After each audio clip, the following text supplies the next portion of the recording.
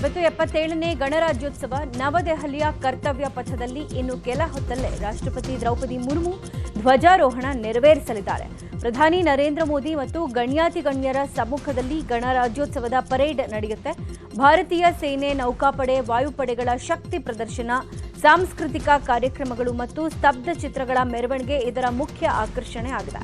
ವಂದೇ ಮಾತರಂ ಗೀತೆಗೆ 150 ವರ್ಷ ಹಾಗೂ ಆಪರೇಷನ್ ಸಿಂಧೂರ ವಿಷಯಗಳನ್ನು ಇಟ್ಟುಕೊಂಡು ಈ ಬಾರಿ ಗಣರಾಜ್ಯೋತ್ಸವ ಆಚರಿಸಲಾಗ್ತಾ ಇದೆ.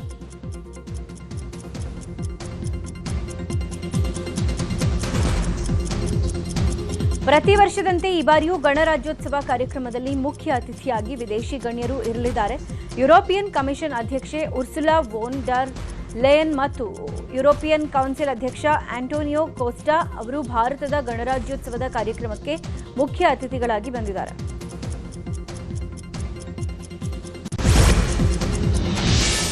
ಬೆಂಗಳೂರಿನ ಮಾಣಿಕ್ ಷಾ ಪರೇಡ್ ಮೈದಾನದಲ್ಲಿ ಗಣರಾಜ್ಯೋತ್ಸವ ಸಮಾರಂಭಕ್ಕೆ ಸಕಲ ಸಿದ್ಧತೆ ನಡೆದಿದೆ. ಬೆಳಗ್ಗೆ 9 ಗಂಟೆಗೆ ರಾಜ್ಯಪಾಲ ಥಾವರ್ ಚಂದ್ ಗೆಹ್ಲೋಟ್ ಧ್ವಜಾರೋಹಣ ನೆರವೇರಿಸಲಿದ್ದಾರೆ. ಪಥ ಸಂಚಲನದಲ್ಲಿ army, air force, scouts and guides, NCC, Seva Dal ಸೇರಿದಂತೆ 100 ಮಂದಿ ಭಾಗಿಯಾಗಲಿದ್ದಾರೆ. ಜೊತೆಗೆ ಶಾಲಾ ಮಕ್ಕಳ 2 ಸಾಂಸ್ಕೃತಿಕ ಕಾರ್ಯಕ್ರಮ ಇರಲಿದ್ದು ಸುಮಾರು 1400 ಮಕ್ಕಳು ಭಾಗವಹಿಸಲಿದ್ದಾರೆ. ಇನ್ನು ಗಣರಾಜ್ಯೋತ್ಸವ ಹಿನ್ನೆಲೆ ರಾಜ್ಯದ ಸರ್ಕಾರಿ ಕಟ್ಟಡಗಳಿಗೆ ದೀಪಾಲಂಕಾರ ಮಾಡಲಾಗಿದೆ. ರಾತ್ರಿ ಬೆಂಗಳೂರಿನ ವಿಧಾನಸೌಧ ಮತ್ತು ಲೋಕಭವನ ಕೇಸರಿ, ಬಿಳಿ ಮತ್ತು ಹಸಿರು ಬಣ್ಣದ ದೀಪಾಲಂಕಾರಗಳಿಂದ ಕಂಗೊಳಿಸಿದೆ. ದೀಪಾಲಂಕಾರ ನೋಡೋಕೆ ಜನಸಾಗರವೇ ಸೇರಿತ್ತು.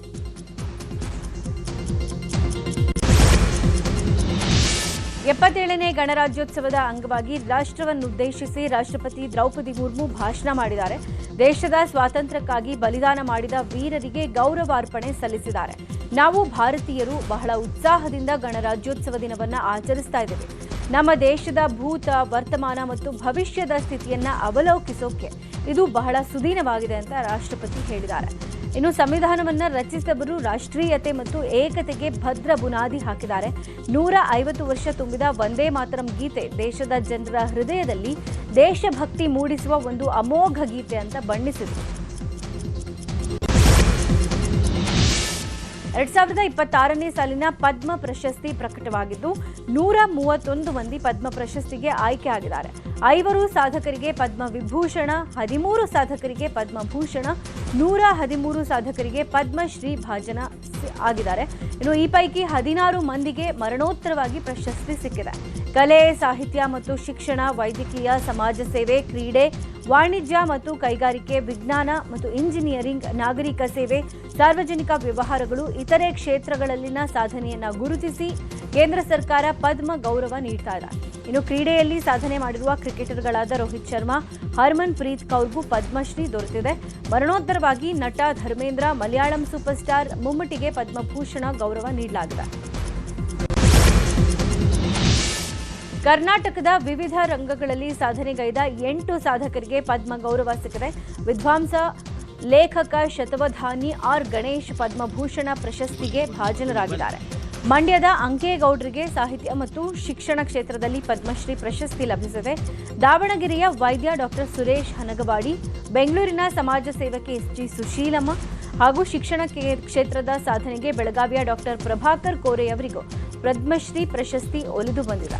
ಇನ್ನು ವಿಜ್ಞಾನ ತಂತ್ರಜ್ಞಾನ ಕ್ಷೇತ್ರದಲ್ಲಿ ಶುಭಾ ವೆಂಕಟೇಶ್ ಅಯ್ಯಂಗಾರ್, ಉದ್ಯಮ ಮತ್ತು ವ್ಯಾಪಾರ ಕ್ಷೇತ್ರದ ಸಾಧನೆಗೆ ಮರಣೋತ್ತರವಾಗಿ ಟಿಟಿ ಜಗನ್ನಾಥ್ ಅವರಿಗೆ ಪದ್ಮಶ್ರೀ ಪ್ರಶಸ್ತಿ ಲಭಿಸಿದೆ. ಇನ್ನು ಬೆಂಗಳೂರು ಮೂಲದ ಶಿಕ್ಷಣ ಕ್ಷೇತ್ರದ ಸಾಧನೆಗೆ ಶಶಿಶೇಖರ್ ಅವರಿಗೆ ಸಾಹಿತ್ಯ ಮತ್ತು ಶಿಕ್ಷಣ ಕ್ಷೇತ್ರದ ಪದ್ಮಶ್ರೀ ಪ್ರಶಸ್ತಿ ದೊರೆತಿದೆ. ಅರ್ಮಿದಾ ಫರ್ನಾಂಡಿಸ್ ಅವರಿಗೂ ಪದ್ಮಶ್ರೀ ಸಿಕ್ಕಿದೆ. ಭಾರತದ ಪ್ರಮುಖ ನಾಗರಿಕ ಪ್ರಶಸ್ತಿಗಳು ದೊರೆತಿರುವುದಕ್ಕೆ ಸಾಧಕರು ಹರ್ಷ ವ್ಯಕ್ತಪಡಿಸಿದ್ದಾರೆ. ಆರೋಗ್ಯ ಮತ್ತು ಶಿಕ್ಷಣ ಕ್ಷೇತ್ರದಲ್ಲಿ ಪ್ರಭಾಕರ್ ಕೋರೆ ಅವರಿಗೆ ಪದ್ಮಶ್ರೀ ಸಿಕ್ಕಿದ್ದು, ಈ ಬಗ್ಗೆ ಪ್ರತಿಕ್ರಿಯೆ ಕೊಟ್ಟಿರುವ ಅವರು, ಪ್ರಶಸ್ತಿಯನ್ನ ರೈತರು ಮತ್ತು ಸಂಸ್ಥೆಯ ಸಿಬ್ಬಂದಿಗಳಿಗೆ ಅರ್ಪಣೆ ಮಾಡ್ತೀನಿ. ನನ್ನ ಸಾಧನೆಯನ್ನು ಗುರುತಿಸಿ ಪ್ರಶಸ್ತಿ ನೀಡಿದ ರಾಷ್ಟ್ರಪತಿಗಳಿಗೆ ಧನ್ಯವಾದಗಳನ್ನು ಸಲ್ಲಿಸ್ತೀನಿ ಅಂತ ಹೇಳಿದರು. ಪದ್ಮಶ್ರೀ ಪುರಸ್ಕೃತ ಅಂಕೇಗೌಡ ಪ್ರಧಾನಿ ಮೋದಿಗೆ ಅಭಿನಂದನೆ ಸಲ್ಲಿಸಿದ್ದಾರೆ. ಇನ್ನು ಪದ್ಮಭೂಷಣ ಪುರಸ್ಕೃತ ಶತವಧಾನಿ ಗಣೇಶ್, ಪದ್ಮಶ್ರೀ ಪುರಸ್ಕೃತರಾದ ಸುರೇಶ್ ಹನಗವಾಡಿ, ಸುಶೀಲಮ್ಮ ಪ್ರತಿಕ್ರಿಯೆಯನ್ನು ಕೊಟ್ಟಿದ್ದು ಸಂತಸ ಹಂಚಿಕೊಂಡಿದ್ದಾರೆ.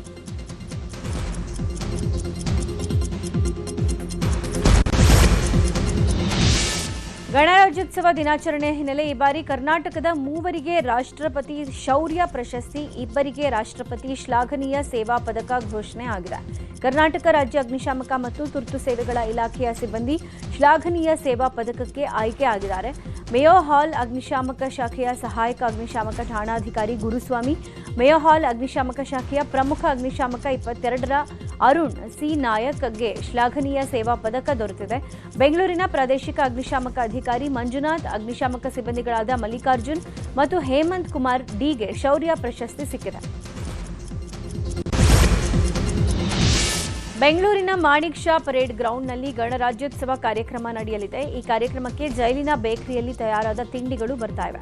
ಗಣ್ಯರಿಗಾಗಿ ಸ್ವೀಟ್, ಬಿಸ್ಕೆಟ್, ಚೌಚೌ ಸೇರಿದಂತೆ ಹಲವು ತಿಂಡಿಗಳು ಸಿದ್ಧವಾಗಿವೆ.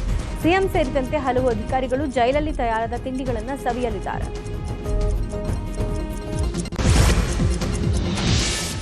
ಬಿಡದಿ ಟೌನ್ಶಿಪ್ ವಿಚಾರವಾಗಿ ಸವಾಲು ಹಾಕಿರುವ ಕೇಂದ್ರ ಸಚಿವ ಎಚ್.ಡಿ. ಕುಮಾರಸ್ವಾಮಿ ವಿರುದ್ಧ ಉಪಮುಖ್ಯಮಂತ್ರಿ ಡಿಕೆ ಶಿವಕುಮಾರ್ ಕಿಡಿಕಾರಿದ್ದಾರೆ. ರಾಮನಗರದ ದೊಡ್ಡಾಲಹಳ್ಳಿಯಲ್ಲಿ ಮಾತಾಡಿದ ಡಿಕೆಶಿ ಅವರು ಯಾವತ್ತು ಹೇಳ್ತಾರೋ ನಾನು ಅವತ್ತೇ ರೆಡಿ. ಕುಮಾರಸ್ವಾಮಿ ಸಿಎಂ ಆಗಿದಾಗಲೇ ನಾನು ಸವಾಲ್ ಸ್ವೀಕರಿಸಿದ್ದೀನಿ. ನಾನೆಲ್ಲ ರಾಜಕಾರಣ ಮಾಡಿದ್ದು, ಕುಮಾರಸ್ವಾಮಿ ಅವರೇ ರಾಜಕಾರಣ ಮಾಡಿದ್ದು. ಇಲ್ಲಿ ನಾನಾಗಲಿ ಕುಮಾರಸ್ವಾಮಿ ಆಗಲಿ ಪರ್ಮನೆಂಟ್ ಅಲ್ಲ. ನಾವು ತೆಗೆದುಕೊಂಡ ತೀರ್ಮಾನ ಪರ್ಮನೆಂಟ್ ಆಗಿ ಉಳ್ಕೊಳ್ಳುತ್ತೆ ಅಂತ ಕೌಂಟರ್ ಕೊಟ್ಟಿದ್ದಾರೆ. ಬೆಂಗಳೂರು ದಕ್ಷಿಣ ಜಿಲ್ಲೆಯ ಚನ್ನಪಟ್ಟಣದಲ್ಲಿ ಬೊಂಬೆನಾಡ ಗಂಗೋತ್ಸವ ಅದ್ದೂರಿಯಾಗಿ ನಡೆದಿದೆ. ಬಾಲಕರ ಪದವಿ ಪೂರ್ವ ಕಾಲೇಜು ಮೈದಾನದಲ್ಲಿ ಬೊಂಬೆನಾಡ ಗಂಗೋತ್ಸವ ಕಾರ್ಯಕ್ರಮ ನಡೆಯಿತು. ಸಾವಿರಾರು ಸಂಖ್ಯೆಯಲ್ಲಿ ಜನ ಭಾಗಿಯಾಗಿದ್ದರು. ಶಾಸಕ ಸಿಪಿ ಯೋಗೇಶ್ವರ್ ಮತ್ತು ಮಾಜಿ ಸಂಸದ ಡಿಕೆ ಸುರೇಶ್ ನೇತೃತ್ವದಲ್ಲಿ ನಡೆದ ಕಾರ್ಯಕ್ರಮಕ್ಕೆ ಡಿಸಿಎಂ ಡಿಕೆಶಿ, ಡಾಲಿ ಧನಂಜಯ್, ಜೋಗಿ ಪ್ರೇಮ್, ಗಿಲ್ಲಿನಟ ಸೇರಿ ಹಲವರು ಭಾಗಿಯಾಗಿದ್ದರು.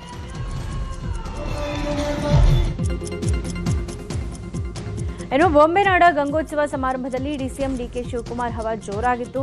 ಡಿಕೆಶಿ ವೇದಿಕೆಗೆ ಬರ್ತಾ ಇದ್ದಂತೆ ಡಿಕೆ ಅಂತ ಜನ ಘೋಷಣೆ ಕೂಗಿತ್ತು. ಜನರ ಘೋಷಣೆಗಳನ್ನು ಕೇಳಿ ಸುಮ್ಮನಿರಿ ಅಂತ ಡಿಕೆಶಿ ಮನವಿ ಮಾಡಿದ್ರು.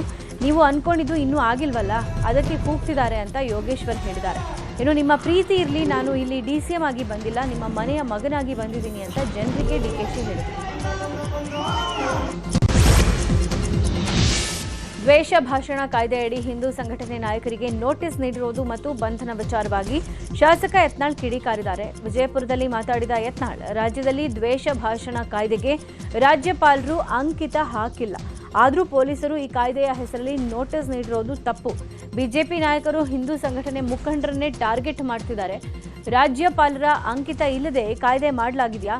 ಗೃಹ ಇಲಾಖೆ ಈ ಬಗ್ಗೆ ಉತ್ತರ ಕೊಡಬೇಕು ಅಂತ ಆಗ್ರಹಿಸಿದರು.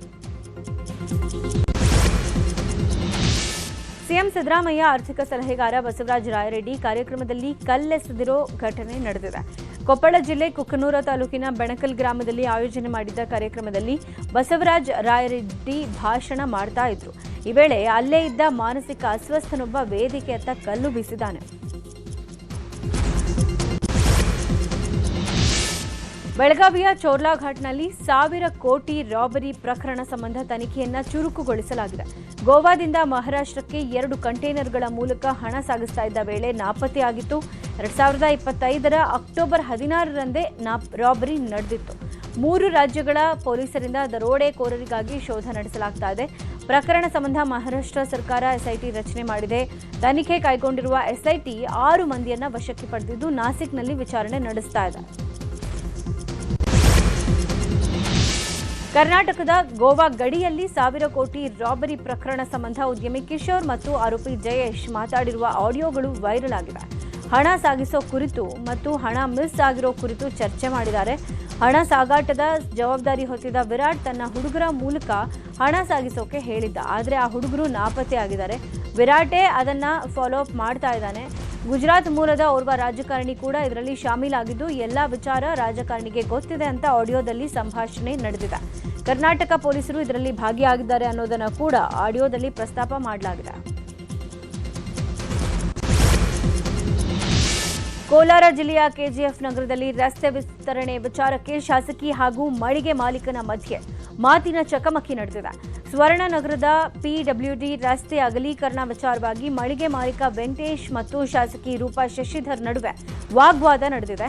ರಸ್ತೆ ವಿಸ್ತರಣೆಗೆ ಮೋರಿ ಶಿಫ್ಟ್ ಮಾಡೋಕೆ ಪಿಡಬ್ಲ್ಯೂಡಿ ಅಧಿಕಾರಿಗಳು ಮುಂದಾಗಿದ್ರು. ನೋಟಿಸ್ ಕೊಡದೆ ಸ್ಥಳಕ್ಕೆ ಬಂದಿದ್ದು ಯಾಕೆ ಅಂತ ಮಳಿಗೆ ಮಾಲೀಕ ವೆಂಕಟೇಶ್ ಪ್ರಶ್ನೆ ಮಾಡಿದ್ದಾರೆ, ಜಗಳ ಮಾಡಿದ್ದಾರೆ. ಈ ವೇಳೆ ಮೊದಲು ಟ್ರಾನ್ಸ್ಫಾರ್ಮರ್ ತೆರವು ಮಾಡುವಂತೆ ಮಳಿಗೆ ಮಾಲೀಕ ಒತ್ತಾಯ ಮಾಡಿದ. ರಸ್ತೆ ಕಾಮಗಾರಿಗೆ ತೊಂದರೆ ಕೊಡಬೇಡಿ ಅಂತ ಶಾಸಕಿ ರೂಪಾ ಶಶಿಧರ್ ವಾಗ್ವಾದಕ್ಕಿಳಿದ ಘಟನೆ ನಡೆದಿದೆ. ಹುಂಡಿ ಹಣ ಕದಿಯೋಕೆ ಬಂದು ದೇವಸ್ಥಾನದಲ್ಲಿ ಕಳ್ಳ ಸಿಕ್ ಬಿದ್ದಿದ್ದಾನೆ. ಶಿವಮೊಗ್ಗ ಜಿಲ್ಲೆಯ ಕಲ್ಲುಕೊಪ್ಪದ ಸಂಪಿಗೆ ಹಳ್ಳದಲ್ಲಿ ಘಟನೆ ನಡೆದಿದೆ. ಭೂತಪ್ಪನ ದೇವಸ್ಥಾನದ ಹುಂಡಿ ಹಣ ಕದಿಯೋಕೆ ಬಂದಿದ್ದ ಶಿಕಾರಿಪುರ ಮೂಲದ ಆಸಫ್ ಗ್ರಾಮಸ್ಥರ ಕೈಗೆ ಸಿಕ್ ಬಿದ್ದಿದ್ದಾನೆ. ಕಳ್ಳನನ್ನ ಹಿಡಿದು ಗ್ರಾಮಸ್ಥರು ಪೊಲೀಸರಿಗೆ ಒಪ್ಪಿಸಿದ್ದಾರೆ. ಆರೋಪಿ ಆಸಫ್ ಮೇಲೆ ದೇವಸ್ಥಾನ ಒಂದೇ ಅಲ್ಲ, ದರ್ಗಾದಲ್ಲೂ ಕಳವು ಮಾಡಿದ ಆರೋಪಗಳು ಕೇಳಿ ಬಂದಿದೆ.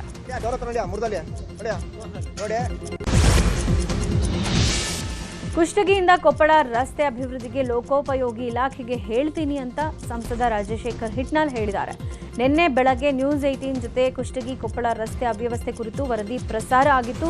ಈ ಕುರಿತು ಪ್ರತಿಕ್ರಿಯೆ ಕೊಟ್ಟಿರುವ ಹಿಟ್ನಾಳ್, ಜಿಲ್ಲೆಯಲ್ಲಿ ಹಲವು ರಾಜ್ಯ ಹೆದ್ದಾರಿಗಳನ್ನು ರಾಷ್ಟ್ರೀಯ ಹೆದ್ದಾರಿಗಳನ್ನಾಗಿ ಮೇಲ್ದರ್ಜೆಗೆ ಏರಿಸೋಕೆ ಕೇಂದ್ರಕ್ಕೆ ಪ್ರಸ್ತಾವನೆ ಸಲ್ಲಿಸಲಾಗಿದೆ ಅಂತ ಹೇಳಿದರು. ಬಾಗಲಕೋಟೆಯ ಮುಧೋಳ ನಗರದ ಖಾಸಗಿ ಹೋಟೆಲ್ಗಳಲ್ಲಿ ಜಿಲ್ಲಾಧಿಕಾರಿ ಸೇರಿದಂತೆ ವಿವಿಧ ಅಧಿಕಾರಿಗಳ ತಂಡ ಪರಿಶೀಲನೆ ನಡೆಸಿದೆ. ಈ ವೇಳೆ ಸ್ವಚ್ಛತೆ ಕಾಪಾಡದ ಹೋಟೆಲ್ ಮಾಲೀಕರನ್ನ ತರಾಟೆಗೆ ತೆಗೆದುಕೊಂಡರು. ಬಳಿಕ ನಗರದ ವಿವಿಧ ಕಡೆಗಳಲ್ಲಿ ಸಾರ್ವಜನಿಕ ಶೌಚಾಲಯ ಸ್ವಚ್ಛತೆ ಪರಿಶೀಲಿಸಿ ಬಸ್ ನಿಲ್ದಾಣಕ್ಕೆ ಭೇಟಿ ಕೊಟ್ಟರು. ಸಾರ್ವಜನಿಕ ಶೌಚಾಲಯ ಅವ್ಯವಸ್ಥೆ ಕಂಡು ಅಧಿಕಾರಿಗಳನ್ನ ತರಾಟೆಗೆ ತೆಗೆದುಕೊಂಡರು. ಖಾಸಗಿ ಮತ್ತು ಸಾರ್ವಜನಿಕ ಸ್ಥಳಗಳಲ್ಲಿ ಸ್ವಚ್ಛತೆಗೆ ಆದ್ಯತೆ ಕೊಡಬೇಕು ಅಂತ ಎಚ್ಚರಿಕೆ ಕೊಟ್ಟಿದ್ದಾರೆ. ಹಾವೇರಿಯಲ್ಲಿ ಜಿಲ್ಲಾ ಉಸ್ತುವಾರಿ ಸಚಿವ ಶಿವಾನಂದ ಪಾಟೀಲ್ ಬಹುಗ್ರಾಮ ಕುಡಿಯುವ ನೀರಿನ ಯೋಜನೆ ಪ್ರಗತಿ ಪರಿಶೀಲನೆ ಸಭೆ ನಡೆಸಿದ್ದಾರೆ. ಜಿಲ್ಲಾ ಪಂಚಾಯತ್ ಸಭಾಂಗಣದಲ್ಲಿ ಸಭೆ ನಡೆದಿದೆ. ಸಚಿವರು ಅಧಿಕಾರಿಗಳ ಕಾರ್ಯವೈಖರಿ ಬಗ್ಗೆ ಸಚಿವರು ಗರಂ ಆದರು. ಸಭೆಯಲ್ಲಿ ಪ್ರಮುಖವಾಗಿ ಅಣೂರು ತಡಸ ಹಂಸಭಾವಿಯ ಬಹುಗ್ರಾಮ ಕುಡಿಯುವ ನೀರು ಪೂರೈಕೆ ಯೋಜನೆ ಪೂರ್ಣಗೊಳಿಸದೇ ಇದ್ದಿದ್ದಕ್ಕೆ ಗರಂ ಆಗಿದ್ದಾರೆ. ನಿಯಮ ಉಲ್ಲಂಘನೆ ಮಾಡಿದ ಗುತ್ತಿಗೆದಾರರ ವಿರುದ್ಧ ಪಿಐಎಲ್ ಸಲ್ಲಿಕೆಗೆ ಸೂಚನೆ ಕೊಟ್ಟಿದ್ದಾರೆ. ತುಮಕೂರು ಜಿಲ್ಲೆ ಕೊರಟಗೆರೆ ತಾಲೂಕಿನ ಕ್ಯಾಮಿನಹಳ್ಳಿಯಲ್ಲಿ ಆಂಜನೇಯ ಸ್ವಾಮಿ ರಥೋತ್ಸವ ಜರುಗಿದೆ. ರಥೋತ್ಸವಕ್ಕೆ ಗೃಹ ಸಚಿವ ಡಾಕ್ಟರ್ ಜಿ ಪರಮೇಶ್ವರ್ ಚಾಲನೆ ಕೊಟ್ಟಿದ್ದಾರೆ.